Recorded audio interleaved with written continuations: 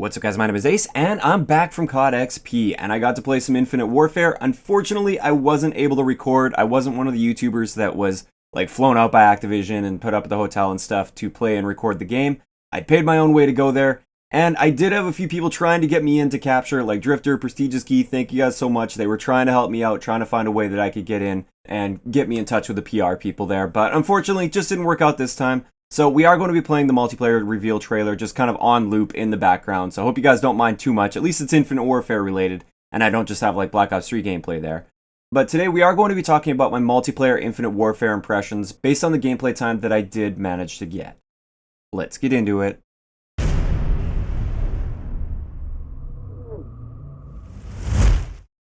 Alright guys, so this isn't going to be a super organized commentary. I'm just going to like talk about things as they pop up in my mind, but the first thing I know I want to talk about is the movement in this game, because that's a big controversial area, I would say. There's a lot of people that wanted that boots on the ground, and maybe even some people that still thought they were going to get boots on the ground, and that's not the case. We have a very similar movement system to Black Ops 3, but the way that I would describe it is a little bit slower. It does feel a little bit slower than Black Ops 3's movement system. And a lot of people are also wondering if it has the movement system of Black Ops 3, what does the overall engine feel like? And the way I would put it is just picture Ghosts with Black Ops 3's movement system.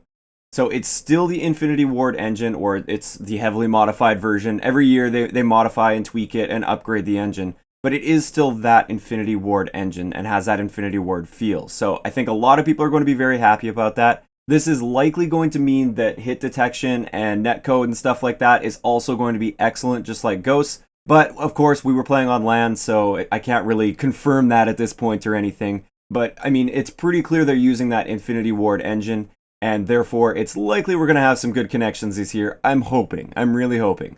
But yeah, they managed to really seamlessly get that Black Ops 3 movement system integrated into the Infinity Ward engine, which I really like. Now, a couple little things about movement. I tried G-sliding just to see if it would work. G-slides do not work.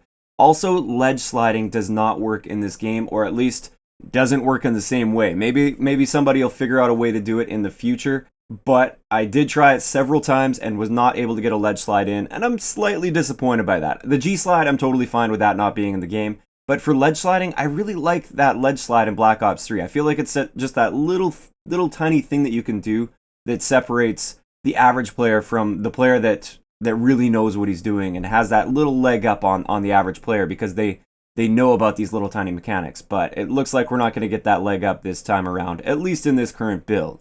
Next up, this kind of relates to movement. It's more handling, I guess, than movement. There is no YY or triangle or swap weapon reload canceling in this game. There is sprint canceling, and you can actually toggle sprint canceling on and off in the menus, which I thought was really interesting. But you can't YY reload cancel in this game, which I think is unfortunate. Again, it's just that little tiny thing that isn't game breaking by any means, but it just separates the average player from the player that watches YouTube videos and looks for tips and is actively trying to improve their game. And it just gives them that little tiny leg up over the average player. And it will be a bit of an adjustment to get used to that again. I'm pretty sure it's exactly the way that Ghost handled, so you can't really YY cancel in Ghost. It felt almost identical to that. So if you're wondering about the overall handling and movement and stuff, just picture Ghosts with Black Ops 3's movement system. That's essentially what you're going to get in this game as far as movement goes. Maps are completely different than Ghosts though, which I think is a good thing. But we'll talk about maps now, I guess, since that popped into my head there. So at the event, I think we had access to 4, maybe 5 of the maps. I can't quite remember. I know 5 were revealed. I only got to play 3, even though I played a few of them a couple times. I only got to play 3 maps, so I got to play Terminal, which is actually the remake from Terminal that we've seen in previous COD games. I think Modern Warfare 2 and Modern Warfare 3 ended up being remastered, and that was a really cool remaster of it. So I got to play Terminal, Frost, which is like a snowy sort of map, and then I also got to play Throwback, which is kind of like, if you remember in the movie Elysium, there's like that giant space station community type thing. It's kind of like that, and it's like a 50s style, and it played quite well. I really like that. So overall with map design, I was really happy to see that they didn't go the route that Ghosts took. I wasn't ever really a fan of Ghost's map design. I think that was one of the biggest issues I had with Ghosts was its map design. In this game, it seems like they don't really have dark corners that you can hide in or bushes that you can hide in, and it's not quite as cluttered and random feeling as Ghosts. It feels like the maps are a little bit more organized. but they also didn't seem to go the full Treyarch route where it's just the same sort of 3-lane, every single piece of cover has a perfect counter, and everything's just like planned out perfectly, which I mean I do like, but can get old over time because it's just like the same sort of thing over and over again. I feel like they found a nice balance, and I would say that the game that reminds me most of these maps that I got to play is Modern Warfare 3's map design. I feel like there's a lot of similarities between the maps in Modern Warfare 3, as far as layout goes, of course. Obviously, like, the maps we were playing, some of them were in space and stuff. Actually, I think all of them ended up being in space, or like on a different planet, or space station, or whatever it might be. But overall, the layout seemed to remind me more of Modern Warfare 3 than any other CoD game, and I think that's a good thing. I do like the map design in Modern Warfare 3. I like that they didn't take it too far and have the maps way too big and way too complex with way too many different routes and ways to get from point A to point B, like Ghosts had. I feel like it's going to be a good year as far as maps are concerned, and that makes me really happy because it was one of my biggest concerns.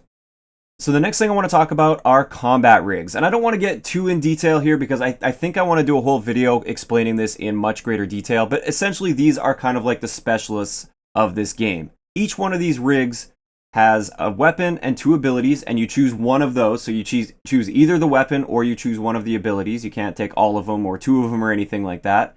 And then they also have 3 traits to choose from. And again, you can only pick one of these 3 traits. I found while playing that a lot of these were very frustrating to die to, and part of that, I will admit, is just due to inexperience. I don't know what different characters are capable of. Like in Black Ops 3, when I see a Ruin, I know exactly what he's capable of doing. I know that he can potentially gravity spike me. Or when I see a Prophet or something, I know that he can potentially Tempest me, or he might glitch. And I don't understand that quite yet with this game, because I simply haven't had enough playtime. So hopefully my concerns aren't really valid, and they'll all be good once we learn how to play them. But it was a little bit frustrating. There were several times where I was very confident that I was going to win my next gunfight. I was set up perfectly for it. And then I just got like instantly deleted off the map by one of these specialists. And it was a little bit jarring and a little bit frustrating. Also, one thing I don't like is I kind of really don't like these traits that they have. These traits are like super powered perks. And I feel like it creates a little bit too much of an imbalance with what players are capable of at any given time throughout the game. For me, Call of Duty, I've always really liked that everyone is basically on a level playing field. Yes, you have your perks that give you those little tiny advantages in small areas like aim down sight time potentially, or your like silent footsteps, whatever it might be, like really minor things, but generally in a face-to-face gunfight, everything is pretty much equal. These traits have the potential to throw far too many imbalances in within each individual gunfight and situation that you find yourself in, and I'm not really liking the idea of it.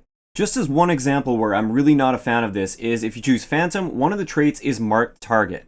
And for this one, when you shoot an enemy, it prevents health regeneration on them for 5 seconds. This means basically if you shoot an enemy with 1 bullet even, you're essentially guaranteed an assist, and that enemy is pretty much screwed. Like, what do you do if you can't regenerate health for 10 full seconds? Because I think it's like the base regeneration time is like 5 seconds anyways, so now you're putting that off for another 5 seconds. That's a long time in Call of Duty. That's a crazy amount of time. Essentially, if you get shot by this person, you are going to die. There's almost no avoiding it, unless you have the counter trait, which one of the other rigs has. And I just feel like that's going to be far too much of an imbalance within the gunfights themselves. And I am definitely concerned about these right now. I would say, as it is right now, this is my number one concern after playing the game. Alright, so this video is already starting to get a little long, but there's a couple other little things I want to cover. First off, time to kill was extremely fast, but keep in mind we were playing on LAN, and also everybody was playing on like 1 millisecond response time monitors and everything, and therefore this is like the absolute fastest time to kill you'll ever experience was in the environment that we were playing in, so I have a feeling it's likely going to be still a pretty fast time to kill, likely very similar to Ghosts, but we'll just have to wait and see once it actually goes online. Next up, one of the big concerns that I was hearing, especially from YouTubers that were recording at the event, is motion blur. There was a lot of motion blur in this build of the game, but Drifter and I were actually talking to one of the developers, and it seems that that is just there right now because this current build wasn't fully optimized and ready to go yet at like 100%, like 60 frames per second all the time. And I think they were basically hinting at the fact that the motion blur was there to compensate for the frame drops that were happening in this current build. But they seemed extremely confident that that motion blur would be turned down once they get the game fully optimized for the beta and then for the final release as well. So I wouldn't really worry about it too much because it seems like it's just a temporary thing for this current build. So I think that pretty much covers my initial impressions. Overall, I am excited for this game. There's tons of content that is going to be made for this game. I'm very excited, especially for the YouTube aspect of this game. And it was fun to play. I will say that. That's something I don't think I really mentioned. I was going more into details. It was a fun game to play, and I think especially for those people that like the movement system in Black Ops 3, you're going to absolutely love this game, no matter what the theme is. There's a lot of people that are upset about the space theme and everything like that, and I guess that is understandable. People have their preferences. I'm not a huge fan of the space theme either, but I still had a very good time playing the game. I did enjoy myself, and I am looking forward to it. The gameplay is solid, and I think it's going to be a good year as far as general fun with this game. So there we have it. I'd love to know in the comments section below. I've got 1 week to make a ton of videos before I go to Norway, and I want to be making some more Infinite Warfare videos that go much more into detail with various aspects of the game. So what are you most interested in at this point right now that you want me to talk about in detail? I can go over all the weapons, I can go over the different combat rigs, I can go over tons of stuff. There's already a few things I have planned. But let me know in the comment section below what you are most interested in, and maybe that'll pop up a few ideas in my head like, oh yeah, okay, I do know a little bit about that, and I do want to cover that for you. I hope you guys enjoyed this video, and I will talk to you guys next time.